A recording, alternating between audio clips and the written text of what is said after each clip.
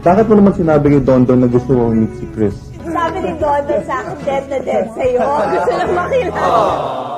Sa mundo ng PBA, isa si James Yap sa mga pinakamalalaking pangalan sa kasaysayan ng liga.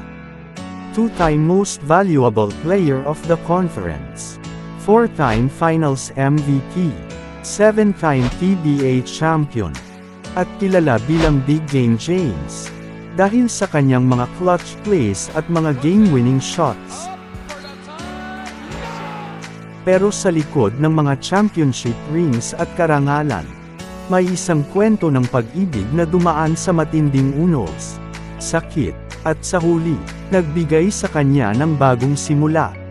Kaya sa video nating ito, balikan natin ang makulay na love story ni James Yap, mula sa kanyang fairy tale romance kay Kris Aquino. Pero bago natin simulan,